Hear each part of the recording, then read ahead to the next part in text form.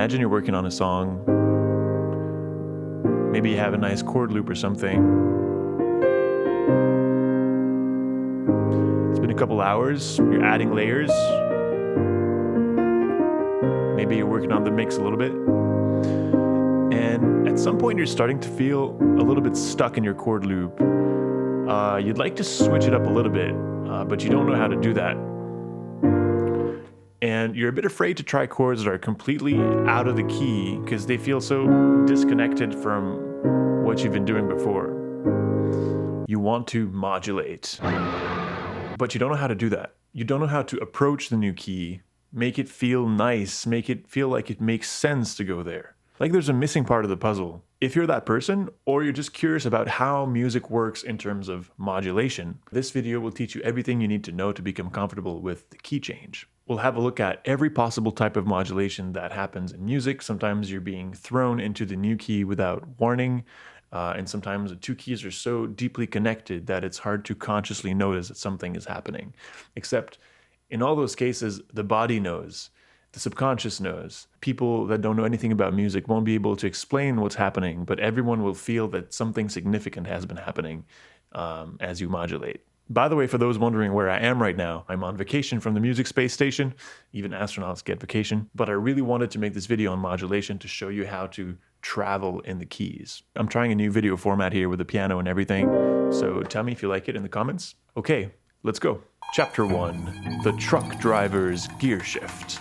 So the lowest hanging fruit of modulation is, of course, to shift the key a half step up all of a sudden, often between two repetitions of the same chorus. Of course, Love on Top is the apotheosis of that because she does that like, what, 5 times? With friends in university, we did a version of it that just never stopped modulating. So sometimes we put it in parties and people would go crazy because it was like becoming a chipmunk voice at the end. And that's probably the first reason why someone would want to modulate in the first place. It's just to inject energy in the music. Because it's so easy to do that, this has been used and overused in many different contexts. But it doesn't mean that it's not possible to use creatively. I'm thinking about this song by Wolfpack where I think it's in B minor, and at some point Antoine just cranks it up one step to C sharp minor, and then he apologizes and brings it back down. I mean, gotta love these guys. So the more generic term for that is a juxtaposition of two keys, meaning we're modulating without any bridge in between them. A bit like a forest that starts where a parking lot stops. It's just clear cut. You can also hear this kind of switch in Kendrick Lamar's King Kunta, where he does this kind of coming and going between two keys that are a half step apart. By the way, I just want to say thank you because almost half of the examples in today's video were provided by subscribers in response to my last post. So it's really amazing to see this community grow and everyone coming in with thoughtful points about music and new music theory. By the way, we have a new Discord channel if that's your jam. And so as this video progresses, we're going to move from simple juxtaposition of keys to situations where the two keys are more deeply intertwined together. Another great example of a truck driver's gear shift is in the middle section of Master of Puppets, where the song is in E minor, as long as we're talking from the point of view of the master, and then suddenly we modulate to F sharp minor when the victim starts speaking, which contributes greatly to this shift in the storytelling. And interestingly, moving a full step up is in a way less of a change harmonically than moving just a half step up, because if you compare the notes from E minor to the notes of F sharp minor, there's actually many more tones in common than, say, from E minor to F minor. So it's a much more distant key. You can also achieve very interesting effects by going down instead of going up. So Chopin, in his last etude from his Opus 25 cycle, the one that goes, at the end of the first section, this happens.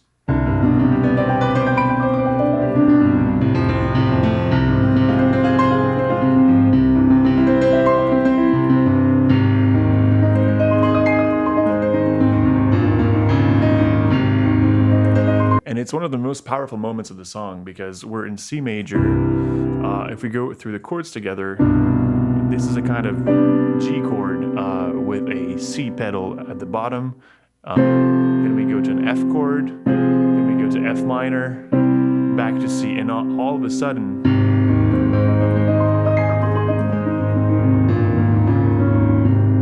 he starts the theme again, but down a major third, so in A flat major. And this is really a moment where you kind of feel like the ground is dissolving beneath your feet. You're falling into something much bigger and much deeper than where you were before. So very often we talk about this etude being the ocean etude. I doubt that Chopin himself attributed it this name. It probably his publisher or his editor, but still it kind of captures this feeling of the waves rushing by and this epic modulation to A flat major. Generally speaking, I think there's two parameters that you want to keep in mind when you're trying to analyze the emotional effect of a modulation. First of all, the direction where you're moving in the keyboard. If you start in C and suddenly you do the same thing in D major, the fact that you're going up is going to bring some positive energy to the song. It's going to brighten things up. If you're going down, it's probably going to dissipate some energy, make things more chill, maybe even suggest something deeper, more profound. That's the first parameter. The second parameter is the direction that you're going in the cycle of fifths. Are you going clockwise or are you going counterclockwise in the cycle of fifths? If you're going clockwise, you're going to be adding sharps. For instance, starting on C, but then modulating to G, or even modulating to A. So as you do that and you keep adding sharps, it's going to feel more and more energetic. If you go in the other direction in the cycle of fifths and you're adding flats, so it's going to feel like we're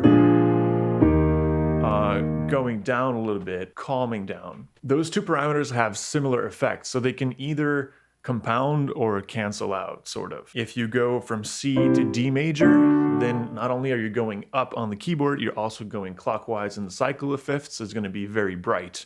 But if you go, say, from C major to E flat major, now, yes, you have this energy boost from going up, but at the same time, you're adding 3 flats to the picture. So the energetic effect will be more subtle. It'll be somewhat mitigated by these flats. So here, not only is the theme lower on the keyboard the second time, the key of A flat is also adding 4 flats. So all these white keys, A, B, D, and E, wherever they are on the keyboard, are going to be lower than they were a couple moments ago. So there's kind of a double feeling of falling, hence the feeling of vertigo. Maybe we can broaden a little bit our first reason to modulate. You might want to modulate to create a specific emotional effect. This might be energetic, but that could be to soothe the audience, or any more complex effect in between those two.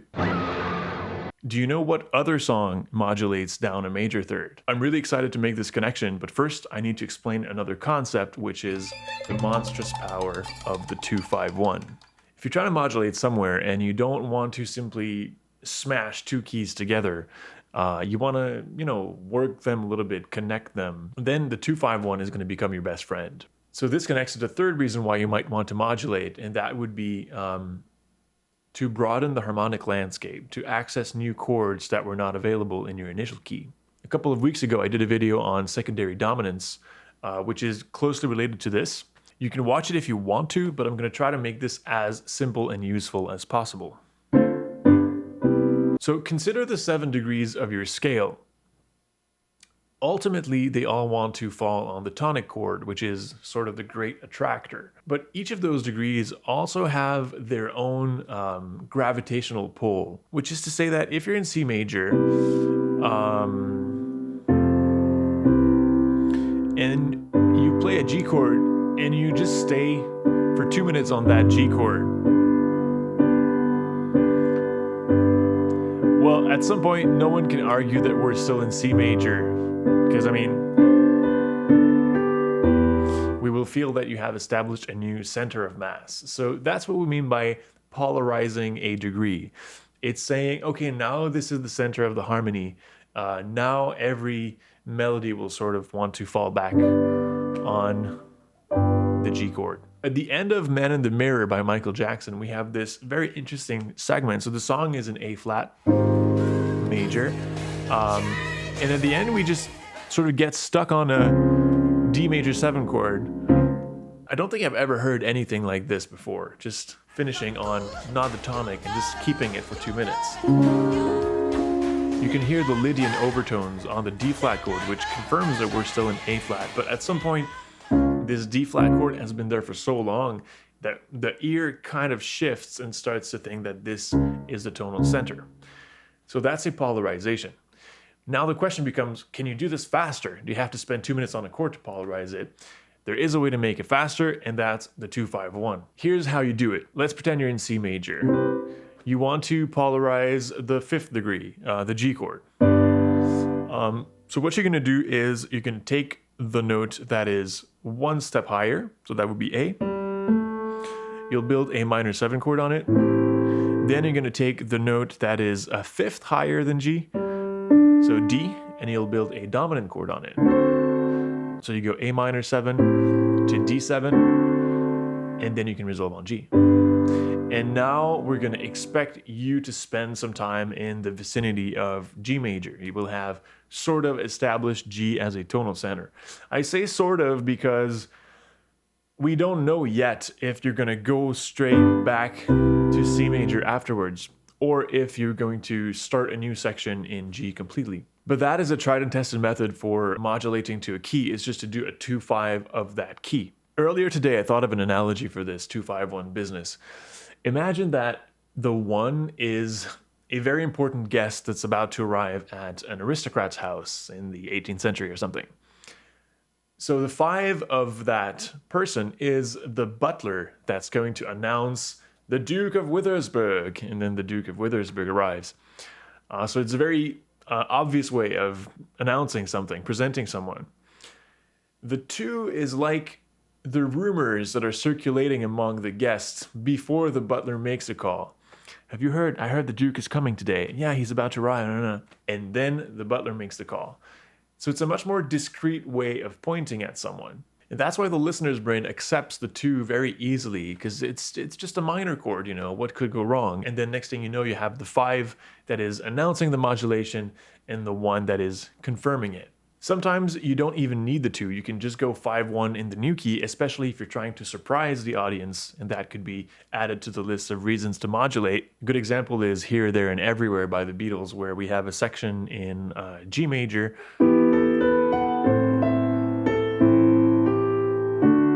And then all of a sudden they just do a 5-1 in B flat.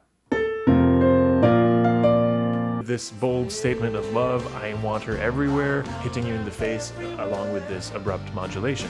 So that's an effect that you can go for. So let's practice doing a 2-5-1, polarizing the F chord.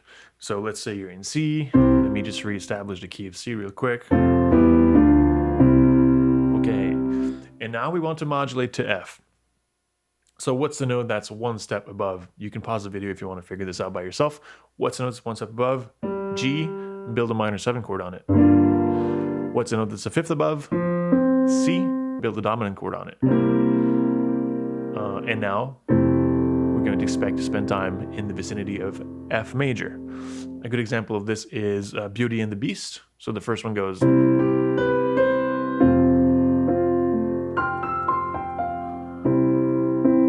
But then G minor 7, C7, and F. In this case, it's not really a modulation because straight after we go back to the key of C major, but it could have been the start of a new section.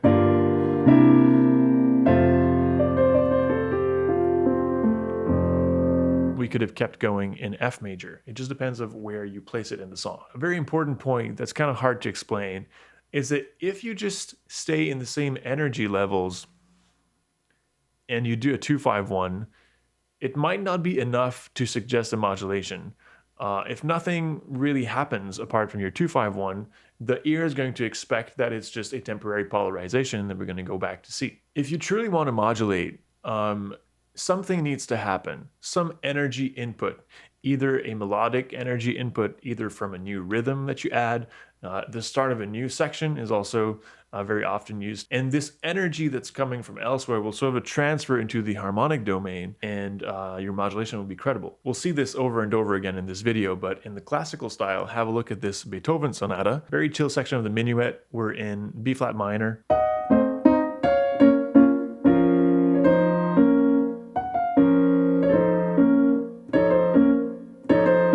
A bunch of 5/1s in B flat minor. And then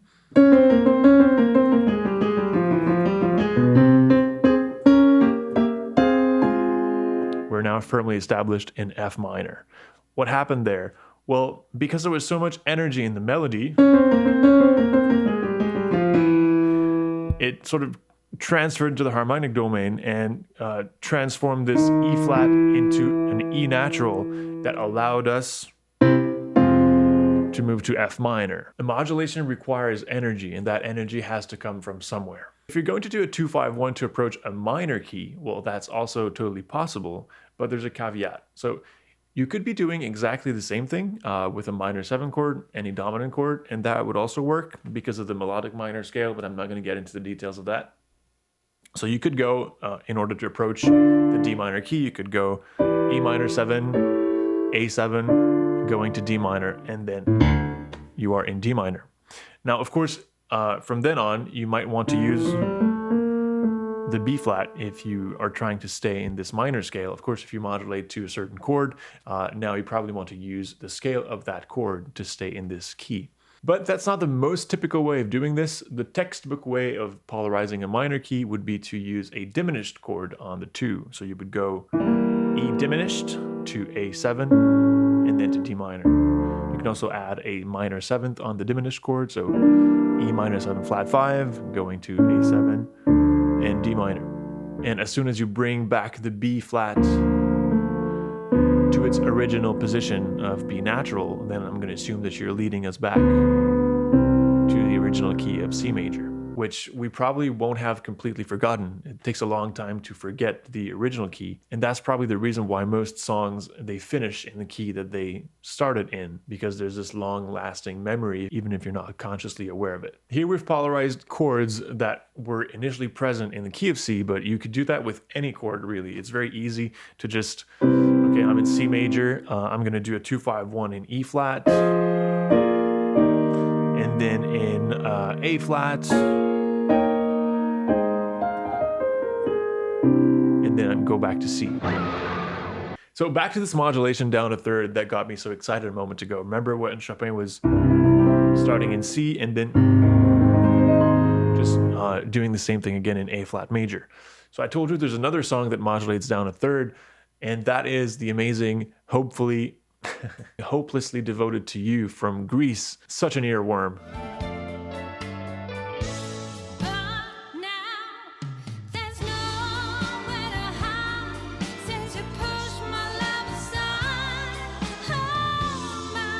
So why is that such a strong modulation? So we're in A major, starting on 3 here, hopelessly devoted. By the way, this C minor chord is just a passing chord in between the 3rd degree, sliding chromatically to the 2nd degree, B minor. And then the first interesting thing to notice here is the modal interchange. So by the way, modal interchange is when you borrow chords from the minor scale. I have a video on that if you want to go deeper. But here with this E13 chord, we would be expecting a resolution to A, right? But instead, they go to D minor, which is the minor version of the 4th degree. And then we have this bass line going up, finally hitting A. And then no chord, with only those 3 A's sung by the singer. And that's a great lesson. If you're trying to switch key, you need to make space for this new key. And here the A is a good choice because it's the tonic in A major, but it's the 3rd in F major. So it's a note that belongs to both scales. So it's going to allow for this reinterpretation. And then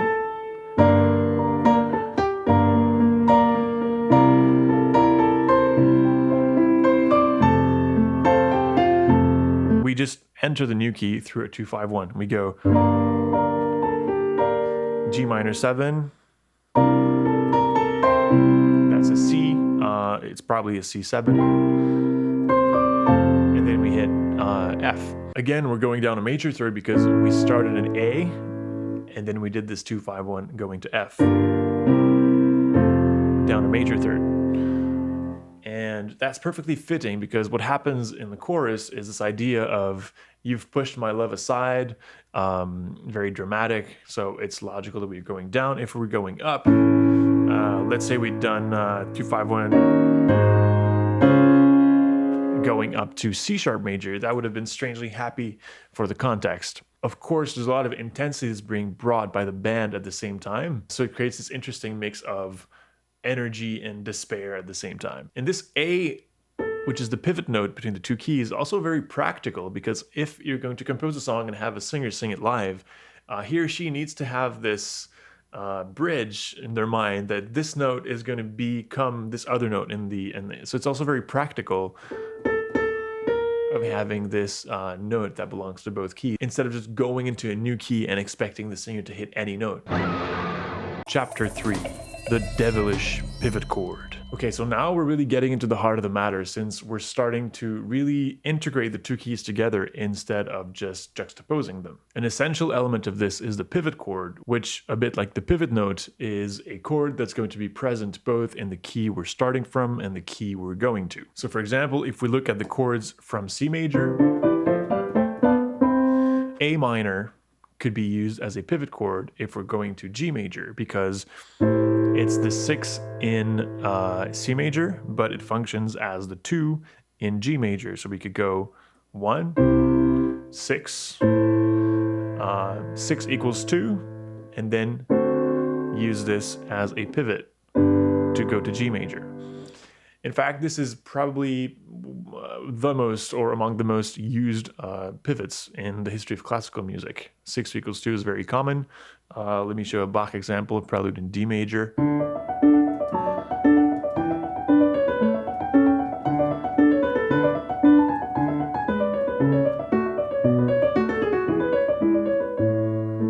Okay, so we started in D, but now we're firmly established in A major. So what happened? Let's go through the chords together without the arpeggios, just the chords. So we start in D, D first inversion, E minor 7, A, D. So Bach starts by establishing his original key D major. Then we have this subtle shift where the A is transformed into a B. So it's now a B minor chord first inversion. And this will be used as a pivot, so 6 equals 2, because we're going to A and B minor is the second degree in A, so we can do a 2-5-1 in A major. Let's have a look at Bohemian Rhapsody. So the song is in B flat major.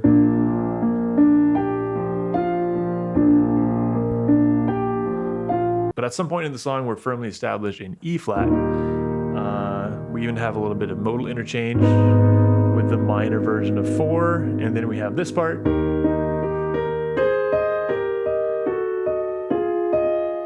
And then we hit the 5 chord, right? If we were not brainwashed to the song, we would think that this is going to go back to E flat because we're installed in E flat.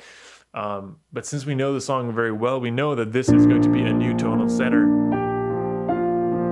Especially when we hear the melody come back and the singing starts again with mama, confirming that this is our new tonic. That's what we would call 5 equals 1, since the chord that was 5 in E flat becomes 1 in B flat. Over a certain period of time, the chord changes function. So I attempted to look at this systematically, and actually there aren't that many pivot options if you stick to the 7 basic degrees of the scale. Here's what it looks like. If you want to move up to the scale that is a fifth higher in the cycle of fifths, so going clockwise, you have 4 pivot options, 2 on major chords and 2 on minor chords. We've just had a look at 5 equals 1. Let's try to find an example of 1 equals 4. So some time ago, I posted a piano cover of one of my favorite Fleet Foxes songs, which is Cascades. Actually, it's not a song, it's a piece because there's no vocals in that one. It's the one that goes...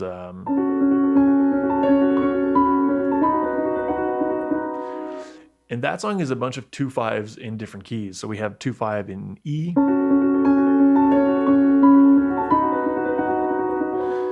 Later we have a 2-5 in D, and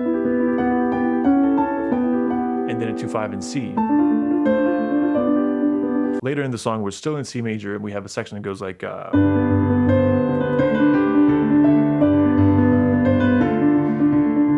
5-2, 5-2, and then finally we hit the 1 chord. But then it slides down a half step on the minor chord. Wait, that's impossible if we're in C. B is supposed to be diminished, right? But if B is minor, then there's an F sharp in the picture. So because of the 2-5 that we were hearing before, we thought we were in C major, and we were. Then we get this 1 chord, but then over the course of the 1 chord, it gets transformed into a 4 chord, so 1 equals 4, allowing us to dip down on the B minor chord. And then the following melody just confirms that we're in G major.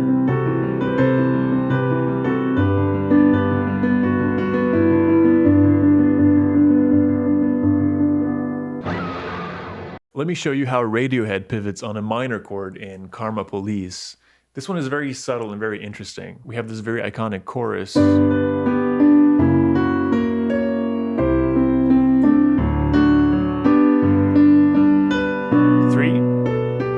going to 4, back to 3, 5, and when this 3 comes back, it's being reinterpreted as a 6.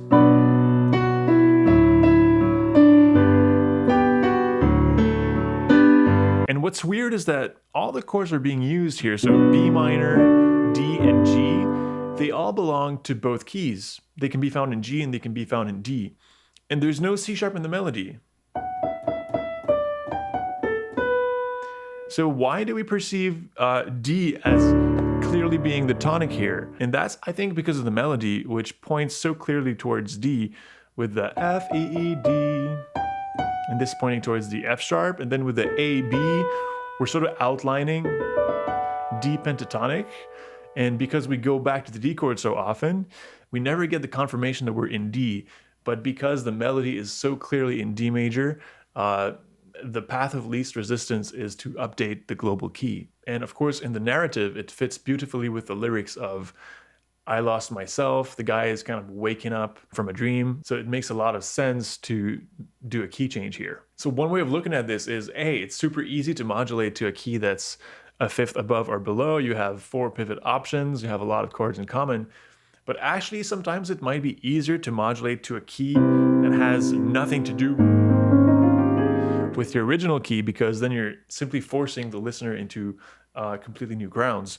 Whereas if you modulate a fifth above or below, you're stuck with this problem of how do I force a reinterpretation of this chord? Like, how can I convince you that this chord that was a 3 is now a 6?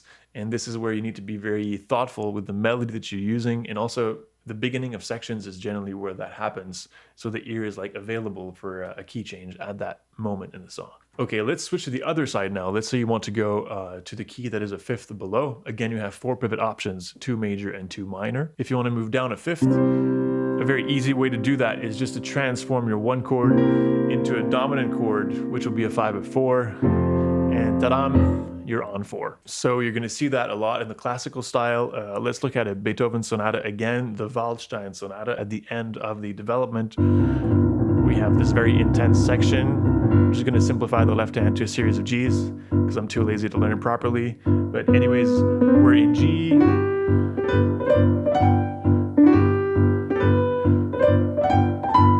Going higher and higher up, there's this F sharp that tells us we're in the key of G major until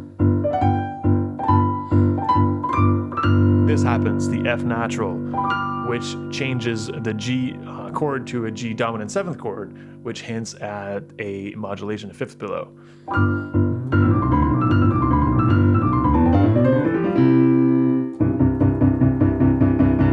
Here we are back to C major. On the minor side, while we're in the classical world, let's have a look at Tchaikovsky in The Waltz of the Flowers from the Nutcracker Suite.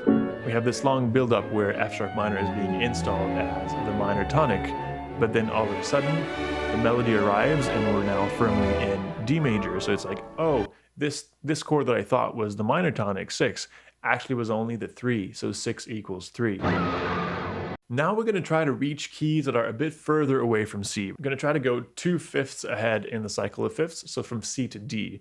There's a great example in My Girl from The Temptations. If you move from C to D, you get only 2 pivot options, either 5 equals 4, or in this case, 3 equals 2. And the result of that is a very bright shift up a step. Since 2 and 3 are both minor chords, it's very easy to take this 3 chord and use it as the basis of a 2-5-1 step higher. So it's kind of a version of the 2-5-1 modulation, but with a chord in common.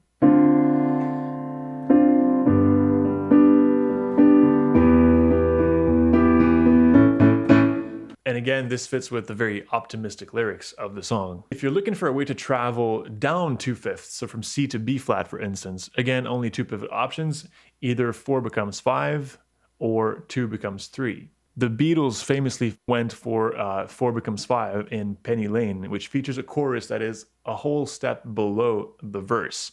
So normally people do the opposite. They modulate up in the chorus because they want to hype people up for the chorus. And the Beatles were just like, nah, actually we want people to chill.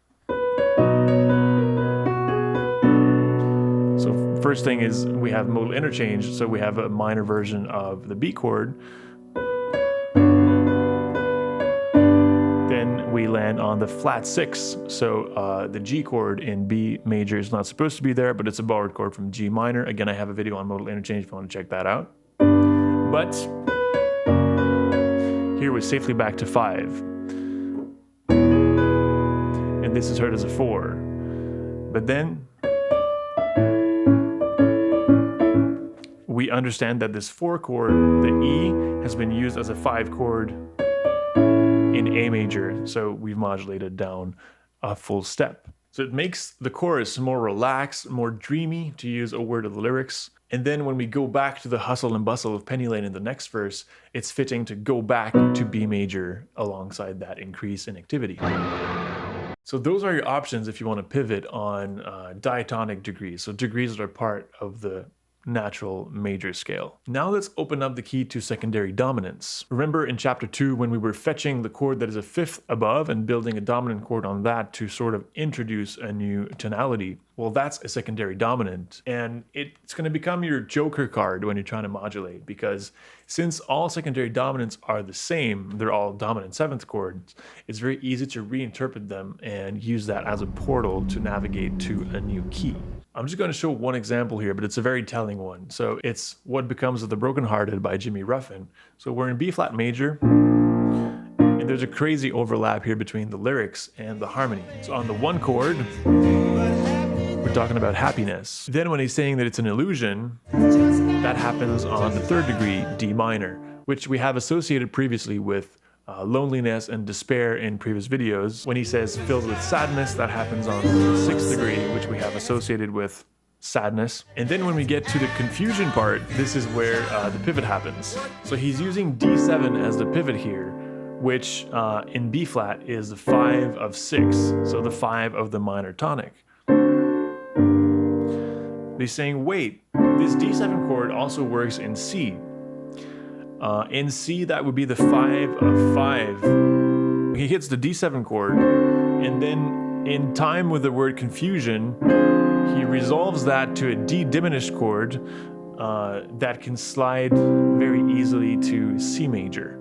So he's doing a 5 of 5, but then he's doing a kind of deceptive cadence that's avoiding the typical resolution in time with the word confusion. And then finally we hit C major, which is going to be the ground on which the next section can start. It's very clever. So 5 of 6 equals 5 of 5. All right, congrats, you made it to chapter 4, which is the unfathomable modal interchange pivots. Here we're going to open up the key to modal interchange. Again, I have a specific video on that if you need a refresh, but it's basically borrowing chords from the parallel minor mode and other modes. So it's the reason why you can use an E flat chord in C major or a B flat chord in C major. And doing this quadruples the amount of possible pivots. It's not really possible to be systematic here, so I'm just going to go ahead and show you some of my favorite examples, culminating in what is probably the most fluid key change in the history of music. In my opinion, we can discuss that. Throwback example, All the Things You Are. So we have a nice little cycle of fifths here. We're in A flat major.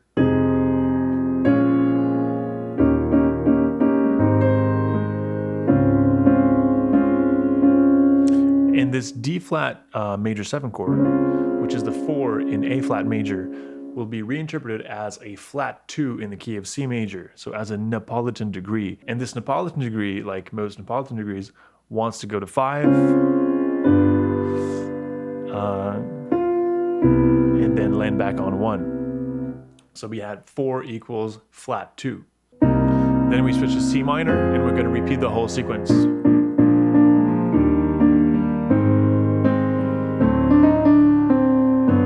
Landing in G major. Brilliant.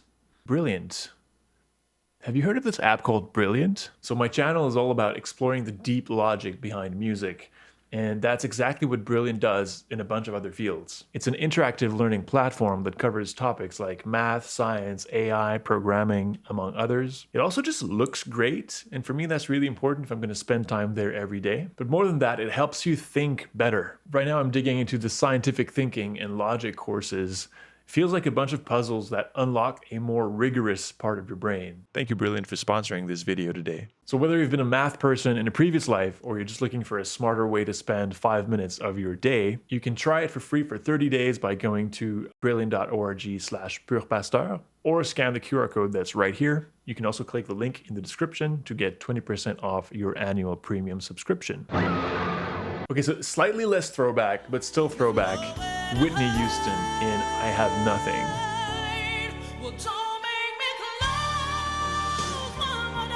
Such a powerful modulation. For me, it's up there with Celine Dion's All By Myself, which I wanted to cover, but Adam Neely already has a 30-minute video essay on it, so might as well skip this one. Can't Run From Myself happens on 4, C major.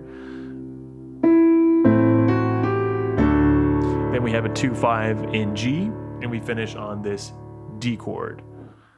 But then, again, no chord. Okay, so a bit like in the Grease example, they just make space for the new key, and we have a line, a solo line in the vocals. This line hits the B flat, hinting that something is about to happen, and then we hit this E flat chord. So if we look at the transition from the D chord, sorry, there's no 7, from the D chord into the E flat chord, what is happening here? To me, it's kind of a double deceptive cadence, because the D chord normally resolves to a G. If you do a deceptive cadence, you're going to resolve instead to E minor, which is the 6th degree. But here, we're not even doing that. We're resolving to flat 6. So that's some crazy stuff happening here. And this flat 6 will be reinterpreted as 4 in the new key.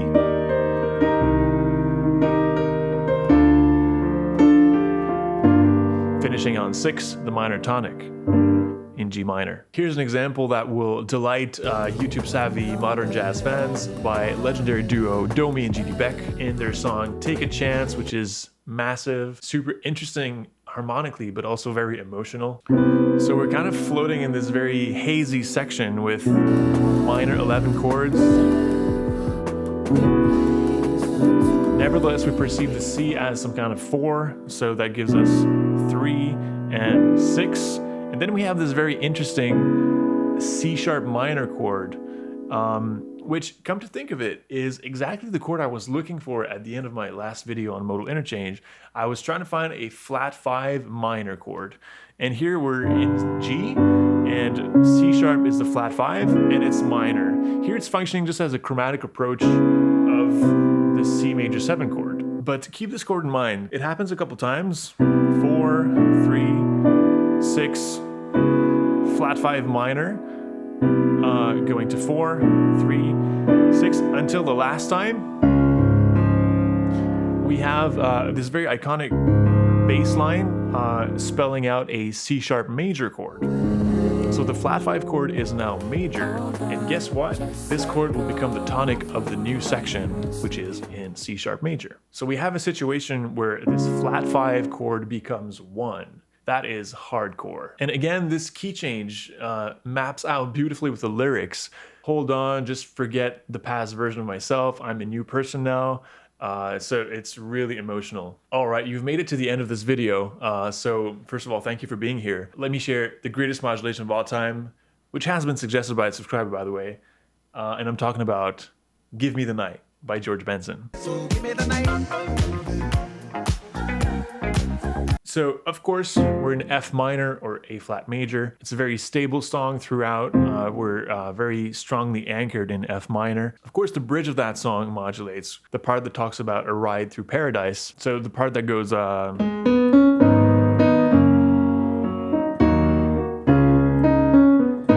that part is an F sharp major. It's in another key entirely, and it's not introduced with the 2-5-1, but it's introduced with a 2-1-6-5, which is analogous in that it firmly installs this new key of F sharp major. But that's not the modulation I'm talking about. The modulation I'm talking about is the one that's going back to F minor at the end of this bridge. The first element hinting at a key change is this E major 7 chord, which is flat 7. So it's a beautiful touch, hinting that something is going to happen. But then first we just go back to C sharp 7. So go back to 5. They're teasing us a little bit. Then we go back to E, and this is where the pivot happens. So this flat 7 chord will be reinterpreted as a flat 6 chord, which will want to just slide down to a dominant version of E flat. And now from there, it's easy to do a deceptive cadence and just go E flat up to F minor, 5-6. And there you go, we've landed back into the original key. But the most amazing part of this modulation is the synth line that's on top of that really points towards the F minor chord. More precisely, points towards the C through a long melodic crescendo. So we start with the first E major 7 chord. There's a G sharp on top of it. So we go G sharp, A sharp. As we hit the C sharp chord, we have the 7th in the synth line. So B, C sharp, back to E with a D sharp and F sharp with it, which is the 9th. And then as luck would have it, when we hit the E flat chord that's going to lead us back to the destination, what the synth does is A flat and B flat. And those notes are present in both keys. They're G sharp and A sharp and F sharp. And in the key of A flat or F minor, they're present as well as A flat and B flat. So this is where the transformation happens. And then we have this huge brass hit on the C, which is the destination that the synth melody was pointing at all along. And the synth melody is really what's been guiding us by the hand towards our destination of F minor. Let's hear it again.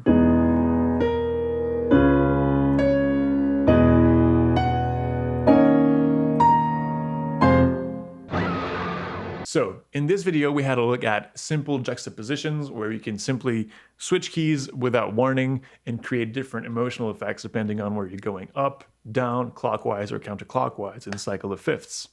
Then we had a look at 2-5-1s, which really expand the harmonic possibilities of a key and can be a great tool for changing the reference in the listener's mind. Then we took a look at pivot chords, diatonic pivot chords that were part of normal major scales. And then we extended that to secondary dominance and modal interchange. I hope you guys have learned a few things about modulation. Feel free to add your favorite modulation down in the comments below, and see you next time on the Music Space Station or elsewhere.